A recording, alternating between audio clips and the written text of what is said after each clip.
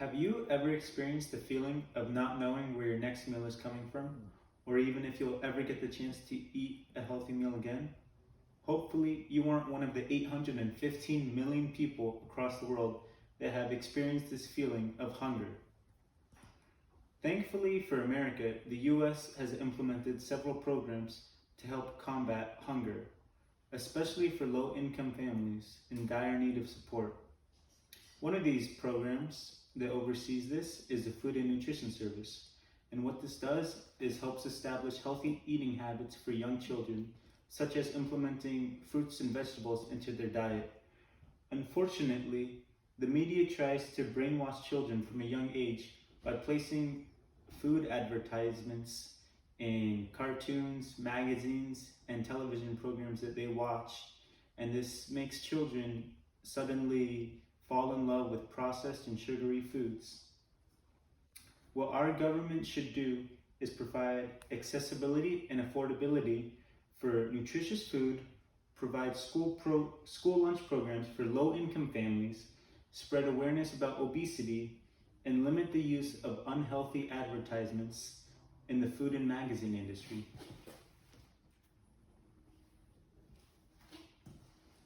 So what can we do to combat this? Well, first of all, we have to address the main problem, that is hunger. And according to author Teresa G. Oldie in the article Food Insecurity and Undernutrition, a 2017 report on food security and nutrition stated as of 2017, about 815 million people, or 11% of the world population in the world, were undernourished. Now these numbers are astonishingly high, considering that's nearly 1 billion people that aren't getting enough nutrients daily. And what's even worse is that 30% of the food yearly is being wasted. And this is enough to feed all these people, including the homeless that aren't getting enough food on a daily basis. Now, according to editor Kaylee Lerner in the article, The Millennium Declaration to End Hunger in America, the US Bureau reported that in 2003, more than 36 million people and 13 million children experienced hunger, an increase in 6 million in 2 years. Now this is horrible because these numbers aren't going down, they're only continuing to gradually go up and up. Now this is a sign that our government isn't doing enough to stop the problems of hunger and malnutrition in America. Now, while some people may claim that exercise is the most important tool in a healthy lifestyle, a good balance of nutrition and exercise is actually what's best. According to Russell L. Blaylock in the article Nutrition and Exercise, when engaged in a regular routine of exercise and a balanced diet, the human body experiences a reduction in many diseases that are associated with shortening of life. Now, what this article tells us is that you need both nutrition and exercise to lead a healthy lifestyle. What it also tells us is that this doesn't mean you should just only eat healthy stuff and avoid all the foods you love.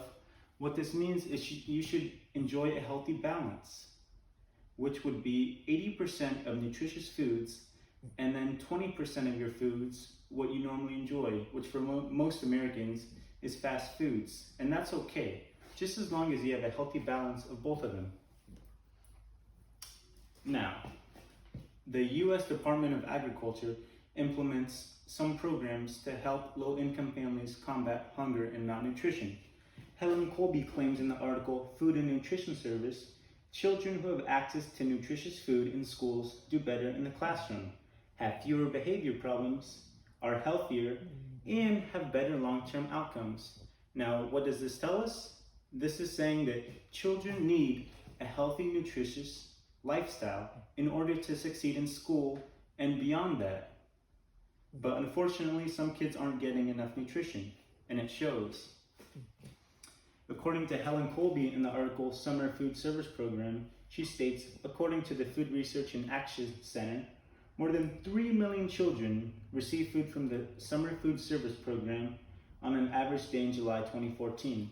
Now, what this article tells us is that the Summer Food Service Program has really benefited these low-income families that normally wouldn't be getting these 3 meals a day.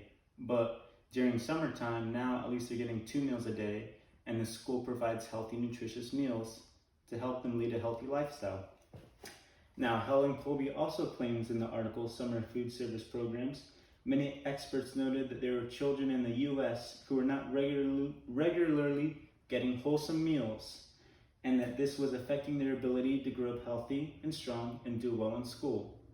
Now, what this tells us is for our kids to succeed and move on to the next level, they need to have a well-balanced diet.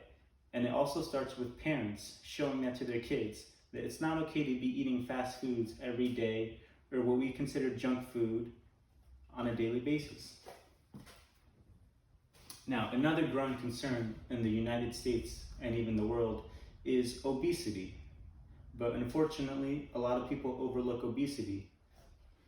And Jacqueline L. Lounge claims in the article Obesity, the most effective treatment of obesity is a weight loss plan that includes exercise, reduced food intake, behavior modification, and psychotherapy. Now, in order to combat obesity, what you need to do is implement exercise into a daily routine along with a healthy and balanced diet in order to reduce your weight and fat percentage. According to the article Obesity by Jacqueline Lounge, the U.S. Center for Disease Control reported that 35% of adults 20 years and older are obese, and 69% of adults are overweight. Now, these numbers are way too high for our government or even just our citizens in general not to be doing anything, because right now, growing, America is becoming one of the leaders in obesity. And this is going to reflect poorly on our children.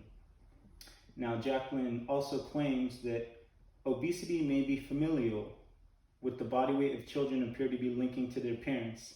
And children of obese parents have been found to be 13 times more likely than other children to be obese. Now, what this tells us is that children that have obese parents, those obese parents probably aren't giving them healthy choices. They're probably giving them the same fast foods that they've grown up in eating. And they're almost forcing them to love them and not providing them with healthy fruits and vegetables that they need to lead a balanced lifestyle.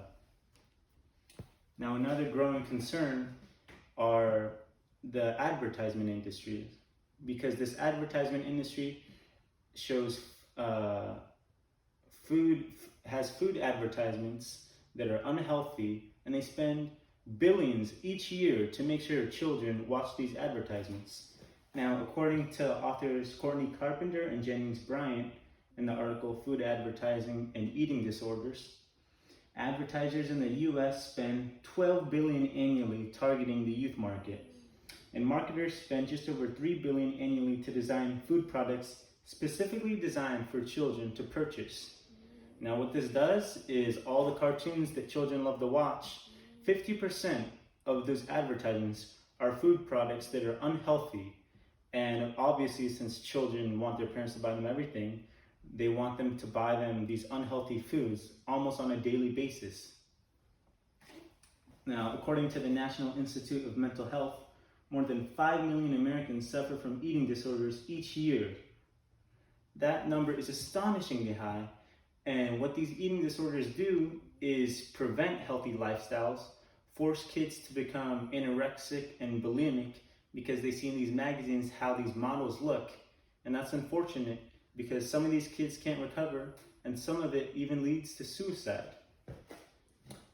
Now, after hearing about all these points, you may now think to yourself, obesity, eating disorders, food advertisements are all a part of the problem in hunger and malnutrition for children and adults. But there are programs that will help with this, such as the Food and Nutrition Service implemented by the Agriculture Department to help combat these problems. Now, our government needs to continue with these steps and implement more programs so that children may lead a healthier lifestyle than what we have right now. Thank you.